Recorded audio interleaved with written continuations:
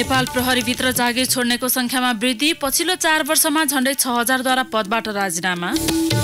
बडा दशैंको 7औं दिन आज धार्मिक परम्परा अनुसार घर घरमा फुलपाती भित्राइयो। थात थलो छोडेर टाढा रहेकाहरू यातायातको असहजताका बावजुद दशैंका लागि घर फर्कन उत्साहित। पाल्पाको रम्बादेवी क्षेत्रलाई धार्मिक गन्तव्यको रूपमा विकास गर्न स्थानीय सक्रिय। सल्यानको शारदामा सञ्चालित मादल उद्योगबाट मौलिक वाद्यवादन संरक्षणमा टेवा। भारतको हरियाणा स्थित अदालतद्वारा विवादित धार्मिक गुरु रामपाललाई जन्मकैदको सजाय। आश्रमभित्रै 6 जनाको हत्या गरेको पुष्टि। र आगामी आर्थिक वर्षभित्र खेल क्षेत्रमा गुणात्मक परिवर्तन गर्ने खेलकुद मन्त्री विश्वकर्माको दाबी। खेलाडी लक्षित प्रभावकारी कार्यक्रम सञ्चालनमा ल्याउने। नमस्कार, कान्तिपुर डायरीका साथमा साथी सुरज र म प्रतीक्षा। सुरु गरौँ मुख्य प्रसङ्गबाट। केही आपराधिक घटनाको अनुसन्धानमा गरेको गल्तीका कारण आलोचित बनिरहेको नेपाल प्रहरीभित्र जागिर छाड्नेको संख्यामा वृद्धि भएको छ। पछिल्लो 4 वर्षको अवधिमा झण्डै 6000 जनाले जागिर छोडेको प्रहरी प्रधान कार्यालयले जनाएको छ। कार्यालयका अनुसार 2071 सालदेखि 74 सम्म 5925 जना प्रहरी कर्मचारीले विभिन्न बहानामा सेवा त्यागेका हुन्। 2071 मा 1 एसएसपी, 6 डीएसपी र 20 इन्सपेक्टर सहित 1723 जनाले जागिर छाडे भने 2072 मा 3 डीएसपी, 19 इन्सपेक्टर, 103 जना सहित 1252 जनाले राजीनामा दिए। 2073 मा 1 जना डीएसपी र एसएसपी, 5 जना इन्सपेक्टर, 48 जना सहित 1160 जनाले राजीनामा दिएको प्रहरी प्रधान कार्यालयको तथ्याङ्कले देखाउँछ। गत आर्थिक वर्ष मात्रै 3 डीआईजी, 2 एसपी, 1 डीएसपी, 5 जना इन्सपेक्टर सहित 1781 जनाले राजीनामा दिए। चालु आर्थिक वर्षमा पनि जागिर छोड्ने क्रम बढ्दो रहेको प्रहरीको तथ्याङ्क छ। पछिल्लो 3 महिनाको अवधिमा 100 बढीले जागिरबाट राजीनामा दिएका छन्। यसैगरी जागिर छोड्नेको संख्यामा प्रहरी नायब निरीक्षक सही, सहायक निरीक्षक असही, हवलदार र जवान तथा सहयोगी धेरै छन्। संगठनभित्र सिनियर प्रहरी अधिकृतबाट हुने व्यवहार, ओभरटाइम, ड्युटी, सेवा सुविधा, मूल्याङ्कन लगायतका कारण राजीनामाको संख्यामा बढोत्तरी भएको स्रोतले जनाएको छ। तर उनीहरूको राजीनामा पत्रमा भने सबैले व्यक्तिगत कारण नै संगठनबाट राजीनामा दिनुपरेको उल्लेख गर्ने गरेका छन्। नसिहत, स्पष्टीकरण, ग्रेड रोक्का लगायतका कारणले पनि जागिरबाट राजीनामा दिने क्रम बढेको हो। हाल नेपाल प्रहरीमा 75,000 को दरबन्दी छ। राजीनामा दिएका अधिकांश जुनियर अधिकृत वैदेशिक रोजगारीमा जाने गरेका छन्। जागिर छोड्ने मध्येका केहीले पेन्सन पाइसकेको र केहीले विदेशमा राम्रो काम पाएका कारण जागिर छाडेका प्रहरी प्रधान कार्यालयका प्रवक्ता डीआईजी शैलेश थापा छेत्री बताउनुहुन्छ। केहीले भने घरायसी काम देखाउँदै जागिर छोडेको उहाँको भनाइ छ। प्रहरीमा सबैभन्दा धेरै 81% प्रहरी जवानको संख्या छ। संगठनमा 16% जुनियर प्रहरी अधिकृतको संख्या छ। सिनियर प्रहरी अधिकृतको संख्या 3% मात्रै छ। संगठनभित्र चरण राजनीतिक हस्तक्षेप, वृत्ति विकास नहुनु जागिर छाड्ने मुख्य कारण भएको नेपाल प्रहरीका पूर्व एआईजी विज्ञानराज शर्मा बताउनुहुन्छ।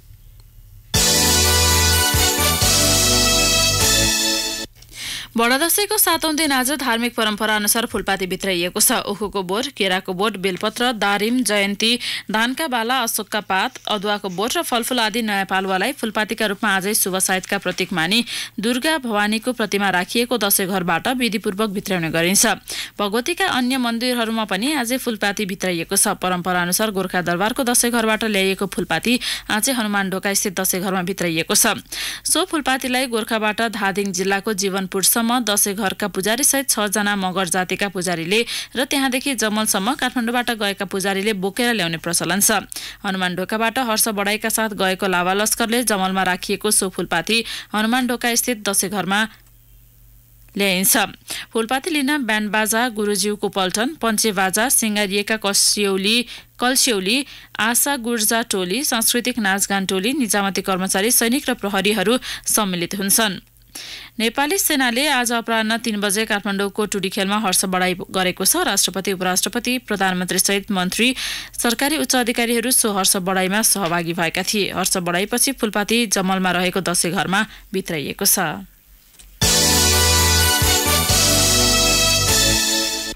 दशैंमा घर जानेहरूमा टिकटका लागि गर्नुपर्ने सङ्घर्षका बावजुद आफ्नै थातथलोतिर लाग्नेहरूको संख्या ठूलो छ। लामो समयपछिको छुट्टीको सदुपयोग, आफन्तसँग सामिप्यता लगायतका कारण उत्साह र उमङ्गको चाड मनाउन घर फर्कनका लागि घरबाट टाढा रहेकाहरू विशेष उत्साही देखिन्छन्। एक रिपोर्ट।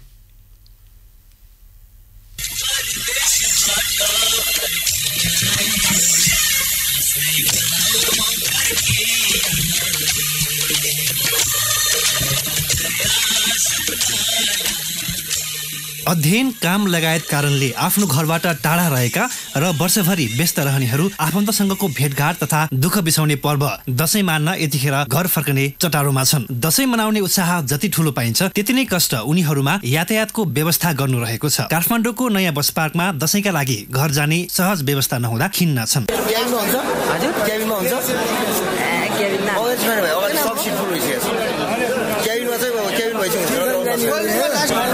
गाडी त यता सुन्नु भाइ, गाडी त पुरै फुल छ। अहिले त 10,000 मात्रै छैन। अब यस गाडी भएको छ, यस गाडीमा हामीले गरिदिन्थ्यौँ होइन। यस गाडी पनि पुरा फुल भइसक्यो। अब त के क्याबिन मेरो बस जाने हो, र त सिटी छैन। दुखै गरेर भए पनि राजधानीबाट दशैंका लागि करिब 19 लाख मानिस बाहिरिसकेका छन्, जसमध्येका एक धनबहादुर मगर वैदेशिक रोजगार लगायतका कारण 15 वर्षपछि परिवारका साथ दशैं मनाउन उत्साहित छन्। मलाई एकदम खुसी लागिरहेछ। अब घरमा गएर बुवा मम्मी दिदी बहिनीहरूसँग दिदी भाइहरूसँग सबैसँग भेटघाट गर्दाखेरि मलाई एकदमै खुसी लागिरहेको छ। मलाई अहिले परिवार सहित घर जाँदै हुनुहुन्छ? हजुर, परिवारसँग घर गइरहेको छौँ। त्यसले गर्दा झन् अझ मलाई त एकदम खुसियाली नै लागिरहेको छ। दशैंको योजना के छ? दशैंको योजना अब केही छैन। अब घरमा जाने, साथीभाइ भेटघाट गर्ने, यसो रमाइलो गर्ने। दशैंमा वैदेशिक रोजगारी, स्वदेशमै जागिर वा व्यवसाय गर्ने मात्र होइन, मजदुरी गर्नेले पनि राम्रै तयारी गरेका छन्। काठमाडौँमा मजदुरी गर्दै आएका झापाका दिलबहादुर खड्गी सबै रेडी छ। हेर्नुहोस्, पैसा कमाएर मैले पठाएँ, छोराले कमायो, खसी किनेको छ 20 किलोको। अब घरमा बुढी छ, छोरीले घर आयो, मैले पैसा कमाएर 50,000 पठाएँ। हेर्नुहोस्, एक महिना 50,000 पठाएँ। खसी तयारी छ। बुढीले भने यसो आमा खसेर टेबल आउँछ हुँदैन पर्खान्छ छ। अनि बुढीले भने आउनु है, दसैँ मान्नुपर्छ, खानु त भइहाल्छ भने। अनि हजुर यो झोडी च्याम्टो पकेर हिँडेको। नुवाकोटमा बसेर पुनर्निर्माण क्षेत्रमा काम गरिरहेकी रुकुमकी मुना कुसारी लामो बिदा लिएर तिहार मनाएपछि मात्र काममा फर्किने गरी घर जाँदैछिन्। घर जानलाई हजुरआमा हुनुहुन्छ, आन्टी हुनुहुन्छ, फुपू हुनुहुन्छ, दाइ पनि हुनुहुन्छ, सबैजना छ। हजुर किन्नु गर्दैन भो कसलाई किन्नु? मम्मीलाई, भाइ बहिनीलाई। अब कबटलाबाट हजुर। दशैंमा घर गएपछि के गर्नु? दशैंमा घर गएपछि अब के गर्ने र बस्ने, रमाइलो गर्ने, नाचगान गर्ने भैलीको। दशैंमा घर जाने यात्रुलाई सकुशल गन्तव्य स्थलमा पुर्याउने चालक नै हुन्। उनीहरू पनि यात्रुको सकुशल यात्राका लागि सचेत देखिन्छन्। राजमार्गमा निजी गाडी तथा मोटरसाइकलका कारण दुर्घटना निम्त्याउन सक्ने उनीहरू बताउँछन्। दाङका रञ्जन कुमार गौतम यो अवस्थामा के हुन्छ भने हजुरको बसहरू पनि त्यत्तिकै एक्स्ट्रा गाडीहरू आउँछ। सडकमा अधिकांश बसहरू हुन्छ, अनि साना यो कारहरू, ट्याक्सीहरू अनि बाइकहरू। सबैभन्दा खतरा भनेको बाइकसँग। बाइकहरू अब कुन साइडबाट ओभरटेक गर्ने, कुन साइडबाट साइड दिने, त्यो कुनै ज्ञान भएर हो या नभएर हो, उहाँहरूलाई कुनै मतलब हुँदैन। सबैभन्दा बच्न गाह्रो त्यही छ गाडी चलाउने बेला। दशैं पारिवारिक मिलनको अवसर हुने चाड हो। वर्ष दिनभर आफ्नो काममा व्यस्त हुनेहरू दशैंमा पारिवारिक भेटघाटमा रमाउँछन्। यातायातको सहज व्यवस्थापनका लागि सरकारवाला सबै निकाय सजग भए थापथलो छोडेर आफ्नो घरबाट टाढा रहेका हिन्दू धर्मावलम्बीको यो महान पर्व मनाउने उत्साहमा थप ऊर्जा मिल्ने थियो। रेडियो कान्तिपुरका लागि रमेश दुलाल, नयाँ बस पार्क, काठमाडौँ। नेपाली कांग्रेसको विधान मस्यौदा गर्न गठित समितिले दशैंको समयमा पनि विधान मस्यौदाको कामलाई निरन्तरता दिएको छ। ललितपुरको सानेपास्थित पार्टी मुख्यालयमा आज बसेको समितिको बैठकले शक्ति विकेन्द्रीकरण लगायत विषय टुङ्ग्याएको समिति सदस्य रमेश लेखकले जानकारी दिनुभयो। अन्य विषयमा सैद्धान्तिक सहमति जुटाएको समितिले पदाधिकारीको संख्या टुङ्गो लगाउन बाँकी छ। पदाधिकारीको आकार बढाउन सहमत भए पनि उपसभापतिको संख्याबारे निर्णय हुन बाँकी रहेको नेता लेखकले बताउनुभयो। निर्वाचित हुनुपर्ने अडान लिँदै संस्थापन इतर पक्षले 3 जना उपसभापतिको व्यवस्था गर्नुपर्ने बताएको छ। संघीय निर्वाचन क्षेत्र र प्रदेश अधिवेशन, केन्द्रीय महाधिवेशन, महासमिति लगायतमा प्रतिनिधित्व गर्ने प्रतिनिधिको संख्यामाथिको छलफलमा बढी अल्मलिएको समिति सभापतिलाई अधिकार दिने विषयमा भने एकजुट भएको थियो। सहमतिसँगै कांग्रेस महाधिवेशनमा अब 4125 प्रतिनिधि सहभागी हुने भएका छन्। 13औं महाधिवेशनमा भने प्रतिनिधिको संख्या 3200 हाराहारी थियो। दशैंको टीका सकिए लगतै आगामी कार्तिक 3 गते मस्यौदा समितिको बैठकमा थप छलफल गर्ने समिति सदस्य लेखकले जानकारी दिनुभयो। नेता चक्रप्रसाद पास्तोलाको निधनका कारण समितिको बैठक केही दिन स्थगित भएको थियो।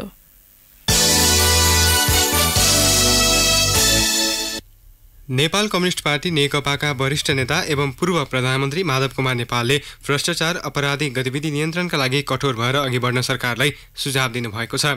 रौतहटको चन्द्रपुरमा आज आयोजित कार्यक्रममा नेता नेपालले मुलुकमा सुशासन कायम गरी समृद्धितर्फ दोहोर्याउनका लागि हातमा डण्डा लिएर अघि बढ्न सुझाव दिनुभएको हो। उहाँले भन्नुभयो, डण्डा बिना मुलुक चल्नेवाला छैन। यो मेरो 22 महिने प्रधानमन्त्री हुँदाको अनुभव हो।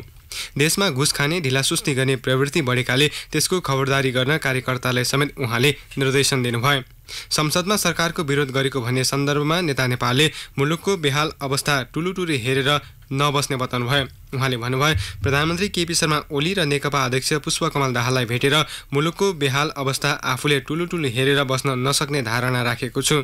मैले कसैको विरोध गरेको होइन, जनताको भावना बोलेको हुँ।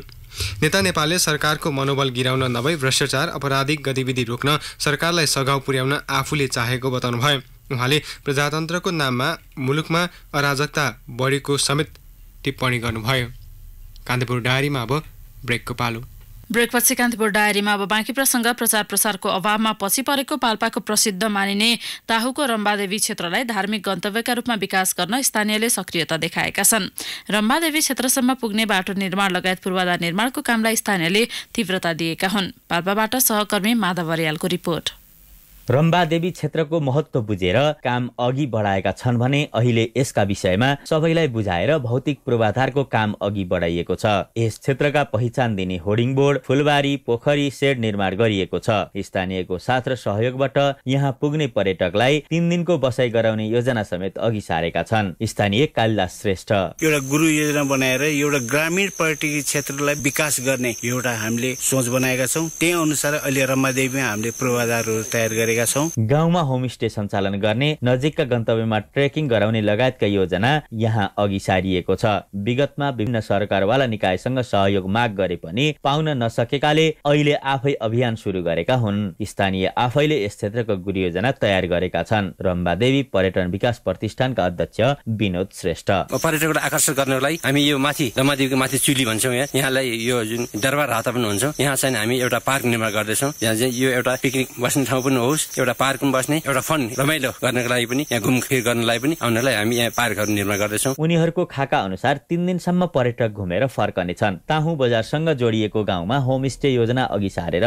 घर छनौट समेत भइसकेको छ। फोक्सिङकोटको झोकेदी र रानीबासमा पनि होमस्टेका लागि तयारी थालेका छन्। रम्बादेवी मन्दिरसम्म पुग्ने बाटोमा ढुङ्गा छापिएको छ। स्वागत गेट निर्माण गरिएको छ। वन र जैविक विविधता सम्बन्धी ज्ञान दिन होर्डिङ बोर्ड राखिएको छ। यसै वर्ष रम्बादेवी रिमिगा लेक महोत्सव गर्ने योजना समेत गाउँपालिकाले बनाएको उपाध्यक्ष राधादेवी श्रेष्ठले बताउनुभयो। रम्बादेवीको डाँडालाई हामीले एउटा गहनाको रूपमा लिएका छौँ। यसलाई चाहिँ रम्बा गाउँपालिकाबाट चाहिँ हामीले रम्बादेवी पर्यटन स्थल, त्यसपछि रिमिगालाई चाहिँ हामीले पर्यटन स्थलको रूपमा लिएका छौँ। अनि यसलाई चाहिँ हामी धेरै थोरै बजेट पनि छुट्याएका छौँ। यसलाई चाहिँ महोत्सवको रूपमा चाहिँ हामीले पर्यटन महोत्सवको रूपमा चाहिँ हामीले गाउँपालिकाबाट राखेका छौँ। पाल्पा सदरमुकाम तानसेनबाट 30 किलोमिटर र सिद्धार्थ राजमार्गबाट 14 किलोमिटरको यात्रामा रम्बादेवी पुग्न सकिन्छ। जंगलको बीचमा पिकनिक सेट, फुलबारी, त्यहाँसम्म पुग्ने बाटोमा रेलिङ, ढुङ्गा छाप्ने काम सकिएकाले पर्यटक आकर्षण गर्न सहज हुने विश्वास लिइएको छ।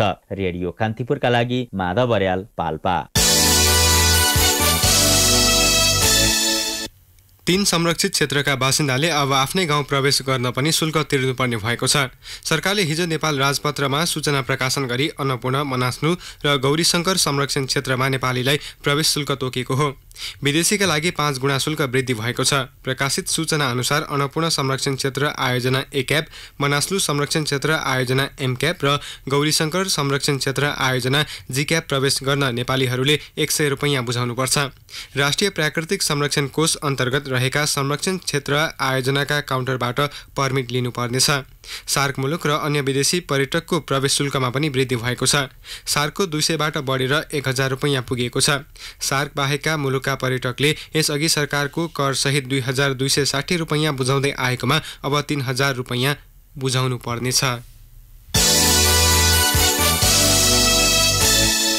म्याग्दीको गुर्जा हिमाल आरोहण गर्न जापानी पर्वतारोही अकिरा कुरिहारा गुर्जा पुगेका छन्। धौलागिरी हिम श्रृङ्खलाको पश्चिम छेउमा पर्ने 7193 मिटर अग्लो गुर्जा हिमालको पश्चिमी मोहडाबाट आरोहण गर्न जापानी पर्वतारोही अकिरा कुरिहारा गुर्जा पुगेका हुन्। निर्का एडभेन्चर प्राली मार्फत पासाङ भोटे सहित 3 जना नेपाली सहयोगी लिएर जापानी पर्वतारोही कुरिहारा आज गुर्जाबाट बेस क्याम्पतर्फ लागेका हुन्। सरकारले गुर्जा हिमाल आरोहण गर्न यसै वर्षदेखि खुल्ला गरेको हो। धौलागिरी गाउँपालिका 1 स्थित गुर्जामा पर्ने गुर्जा हिमाल राजन भोटेको नेतृत्वमा 7 फ्रान्सेली, 2 स्विजरल्यान्ड तथा 1 क्यानाडियन सहितको टोलीले पनि आरोहण गर्दैछ। दक्षिणी मोहडाबाट गुर्जा हिमाल चढ्न गएको 4 नेपाली र 5 दक्षिण कोरियाली पर्यटकको गत बिहीबार राति हिमादीमा परि मृत्यु भएको थियो।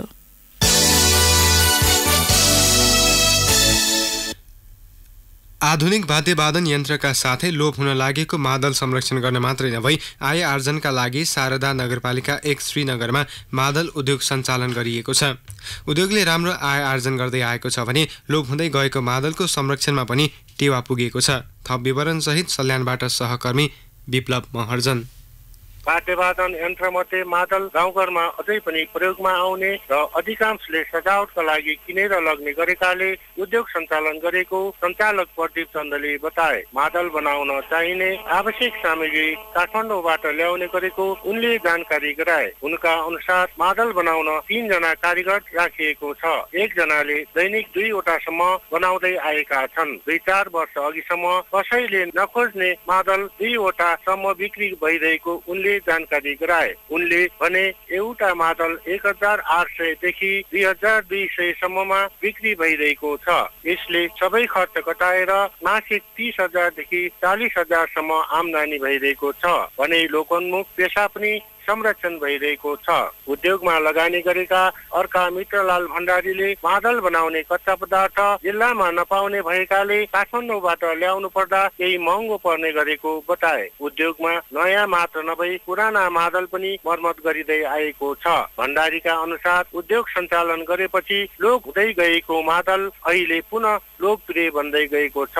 उद्योगमा निर्मित मादल नेपालगञ्ज, रुकुम, दाङ लगायत जिल्लाका विभिन्न ठाउँमा गइरहेका छन्। बजार तथा कच्चा पदार्थको अभावमा 5 वर्ष अघि छाडेका सिद्धकुमार गाउँपालिका 3 का छविलाल नेपालीले कारिगरको रूपमा काम गर्न पाउँदा खुसी लागेको बताए। जिल्लामा एकमात्र उद्योग भएकाले बाहिरबाट पनि पुराना मादल मर्मतका लागि आउन थालेको अर्का कारिगर अर्जुन वादीले बताए। 2046 सालदेखि यस पेशामा लागे पनि खासै उपलब्धि हासिल गर्न नसकेका उनले उद्योगमा काम गर्ने अवसर पाएपछि धेरै सिक्ने मौका पाएको जानकारी गराए। बर्दियाबाट काम गर्न आएका दिवराजवादीले भने लोप हुन थालेको पेशा हटाउँदै गएको बताएका छन्। नयाँ मुलुकी अपराध संहिताका कारण यो दशैंमा विभिन्न अभियोगमा जेल सजाय भोगिरहेका कैदी बन्दीको सजाय मिनाहा रोकिएको छ। गणतन्त्र दिवस र बडा दशैंको अवसरमा सरकारले असल चालचलनको आधारमा कैद सजायको 40% कैद जीवन भुक्तान गरेकालाई कैद मिनाहा गर्दै आएको थियो। गृह मन्त्रालयले यसअघि असल चालचलन भएका जघन्य अपराधका मुद्दामा कैद सजाय भोगिरहेका बाहेकका कैदी बन्दी मध्ये 40% कैद भुक्तान गरेका असल चालचलन भएकाको नामावली माग्ने गरेको थियो। तर यसपालि गृहले नामावली नमागेको केन्द्रीय कारागार सुन्धाराका जेलर वेदनिधि अधिकारीले बताउनुभयो। नयाँ मुलुकी अपराध संहिताका कारण दशैंमा कैदी बन्दीले यो सुविधा नपाएको गृहले जनाएको छ। गणतन्त्र दिवसका अवसरमा भने सरकारले तत्कालीन माओवादी नेता बालकृष्ण ढुङ्गेल सहितलाई रिहा गरेको थियो। गत भदौबाट लागू भएको नयाँ अपराध संहिताका कारण मुलुकी अपराध संहिता अनुसार कैदीबन्दीले कैद मिनाहा पाउन जघन्य अपराध अन्तर्गत भ्रष्टाचार, जबरजस्ती करणी, राज्य विरुद्धको अपराध, मानव बेचबिखन विरुद्धको अपराध, लागू औषध कारोबार, शरीर बन्धक बाहेकका अन्य अपराधका मुद्दामा कम्तीमा 75% कैद जीवन भुक्तान गरेको हुनुपर्ने उल्लेख छ। मुलुकका छुट्टाछुट्टै स्थानमा भएका सवारी दुर्घटनामा 3 जनाको मृत्यु भएको छ। 3 जना घाइते भएका छन्। पश्चिम रुकुमको मुसिकोट नगरपालिका 1 सल्लेमा बस पल्टिँदा 1 बालकको मृत्यु भएको छ। 1 बालक सहित 2 जना घाइते छन्। बा 3 ख 7461 नम्बरको बसले किचेर 9 वर्षीय बालक प्रयास बिसीको मृत्यु भएको प्रहरीले जनाएको छ। सडक छेउमा खेलिरहेका बालकलाई नियन्त्रण गुमाएको बसले किचेको प्रत्यक्षदर्शीलाई उद्धृत गर्दै सहकर्मी हरि गौतमले जनाएका छन्। घाइते 8 वर्षीय जेनिस बिसी र गाडी चालक रामशङ्कर गम्भीर घाइते छन्। उनीहरूलाई थप उपचारको लागि नेपालगञ्ज पठाइएको जिल्ला प्रहरी प्रमुख डीएसपी सुमित खड्काले बताउनुभयो। यस्तै उदयपुरमा मोटरसाइकल अनियन्त्रित भई दुर्घटना हुँदा 1 जनाको मृत्यु भएको छ। 1 जना घाइते भएका छन्। त्रियुगा नगरपालिका 7 स्थित सडकमा स 8 प 9808 नम्बरको मोटरसाइकल दुर्घटना हुँदा चालक 45 वर्षीय दिनेश पौडेलको घटनास्थलमै मृत्यु भएको हो। यस्तै मोटरसाइकलमा सवार 45 वर्षीय कुलबहादुर थापा गम्भीर घाइते भएका छन्। झापामा मोटरसाइकलको ठक्करबाट 1 वृद्धको मृत्यु भएको छ। बुद्ध शान्ति गाउँपालिका 3 स्थित सडकमा मे 2 प 3405 नम्बरको मोटरसाइकलको ठक्करबाट भद्रपुर नगरपालिका 4 पृथ्वी नगरका 75 वर्षीय खड्गबहादुर कार्कीको मृत्यु भएको प्रहरीले जनाएको छ। कान्तिपुर डायरीमा पुनः ब्रेकको पालो। ब्रेकपछि कान्तिपुर डायरीमा अब आर्थिक प्रसङ्ग। दशैंमा सुनको मूल्य आकाशिएको छ। सुन प्रति तोला 60,000 रुपियाँ पुगेको नेपाल सुनचाँदी व्यवसायी महासंघले जनाएको छ। निरन्तर बढिरहेको सुनको मूल्य बजारमा हिजोदेखि प्रतितोला 60,000 रुपियाँ कायम भएको छ। यो मूल्य 6 वर्ष यताकै उच्च रहेको महासंघले जनाएको छ।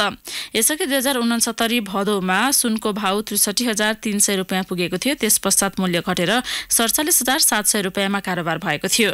महासंघका पूर्व अध्यक्ष तेजरत्न साक्यका अनुसार 2 वर्ष अघि मूल्य बढेर 58,000 पुगेर पुनः 48,000 रुपियाँमा झरेको थियो। त्यस पश्चात बढ्न थालेको सुनको मूल्य आज प्रतितोला 60,000 रुपियाँमा कारोबार भएको महासंघका पूर्व अध्यक्ष साक्यले बताउनुभयो। केही दिन यता सुनको मूल्य निरन्तर बढिरहेको भन्दै उहाँले दशैंपछि भाउ थप बढ्न सक्ने बताउनुभयो। आजबाट सार्वजनिक बिदा भएकाले सुनको नयाँ दर नतोकिएको महासंघले जनाएको छ। महासंघको तथ्याङ्क अनुसार 1 महिनाको अवधिमा प्रतितोला 2,000 रुपियाँले बढेको छ। तथ्याङ्क अनुसार असोज 1 गते 58,000 रुपियाँमा कारोबार भएको थियो। यस्तै चाँदीको भाउ पनि निरन्तर बढेको छ। महासंघका अनुसार 1 गते 715 रुपियाँमा कारोबार भएको चाँदी आजसम्म आइपुग्दा प्रतितोला 750 रुपियाँमा कारोबार भएको छ। दशैंको मुखमा सुनको मूल्य वृद्धि हुँदा व्यवसायीसँगै सर्वसाधारणलाई पनि असर परेको छ। मूल्य बढेपछि कारोबारमा केही कमी आएको व्यवसायीले बताएका छन्। चाडपर्वमा पेट्रोलियम पदार्थको आपूर्ति सहज बनाउन नेपाल आयल निगमको थानकोट डिपोले आज पनि नियमित भन्दा बढी परिमाणमा पेट्रोल र डिजेल वितरण गरेको छ। थानकोट स्थित डिपोले आज 12,50,000 लिटर पेट्रोल वितरण गरेको जनाएको छ। यस्तै 5 लाख लिटर डिजेल वितरण गरेको छ। डिपो प्रमुख इन्जिनियर भरत रेग्मीले उपत्यकाका विभिन्न पम्पहरूलाई आज 12,50,000 लिटर पेट्रोल वितरण गरेको जानकारी दिनुभयो। डिपोले हिजो 11,50,000 लिटर पेट्रोल र 7,50,000 लिटर डिजेल उपत्यकाका विभिन्न पम्पमा पठाएको उहाँले बताउनुभयो। अब अन्तर्राष्ट्रिय प्रसङ्ग। भारतको हरियाणा राज्य स्थित हिसारको एक अदालतले विवादित धर्मगुरु रामपाललाई जन्मकैदको सजाय सुनाएको छ। अदालतले सन् 2014मा 4 महिला सहित 18 महिने बच्चाको हत्या गरेको अभियोगमा बाबा रामपाल सहित 14 जनालाई जन्मकैदको सजाय सुनाएको हो। साथै अदालतले 1 लाख जरिवाना पनि लगाएको छ। बाबा रामपाललाई 19 नोभेम्बरमा उनकै आश्रमबाट नियन्त्रणमा लिएको थियो। त्यसअघि 2006मा एक व्यक्तिको हत्या आरोपमा पक्राउ परेका बाबा रामपाल 22 महिनापछि जेलबाट रिहा भएका थिए। आफ्नै आश्रमको एक कोठामा 4 महिला र 1 बालकको हत्या अभियोगमा अदालतले जन्मकैदको सजाय सुनाएको बीबीसीले जनाएको छ। रामपाललाई अघिल्लो हप्ता अदालतले दोषी ठहर गरेकोमा पुनः अर्को हत्यामा पनि दोषी पाइएपछि आज सजाय सुनाएको हो। अब खेल प्रसङ्ग। युवा तथा खेलकुद मन्त्री जगत बहादुर विश्वकर्माले अबको आर्थिक वर्षभित्र नेपाली खेलकुद क्षेत्रमा गुणात्मक परिवर्तन हुने बताउनु भएको छ। रेडियो कान्तिपुरसँग कुरा गर्दै मन्त्री विश्वकर्माले सरकारको नीति तथा कार्यक्रममा उल्लेख गरिएका विषयलाई कार्यान्वयनको चरणमा लैजान कुनै कसर बाँकी नराख्ने उल्लेख गर्नुभयो। राजनीतिक खोल ओडेर खेलकुदका केन्द्रीय निकायमा अधिपत्य कायम राख्ने प्रवृत्ति अन्त्य हुने भन्दै उहाँले रणनीतिक योजनामा मन्त्रालय दृढ रहेको बताउनुभयो। 7 प्रदेश र 77 जिल्लाका लागि छुट्टिएका योजनाको उपलब्धि अबका केही महिनाबाटै देखिने मन्त्री विश्वकर्माले दावी गर्नुभयो। उहाँले खेलाडीको वृद्धि विकास र बिमाको कार्यक्रमलाई आगामी आर्थिक वर्षबाट थप वृद्धि गरिने उल्लेख गर्नुभयो।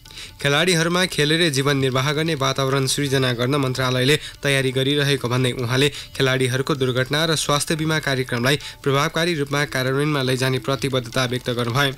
खेलकुदमा निजी तथा अन्तर्राष्ट्रिय लगानी भित्र्याउन पहल गरिरहेको र त्यसका लागि आवश्यक वातावरण बनाउन सरकार तयार रहेको मन्त्री विश्वकर्माको भनाइ थियो। हवस्, प्रसङ्गसहित कान्तिपुर डायरीका आजका सम्पूर्ण बुलेटिन यहीँ सकिन्छन्। भोलि बिहान 6:30 बजे नियमित बुलेटिनका साथमा उपस्थित हुने नै छौँ। अहिले भने साथी सुरज र म प्रतीक्षा बिदा हुन्छौँ। नमस्कार, शुभरात्रि।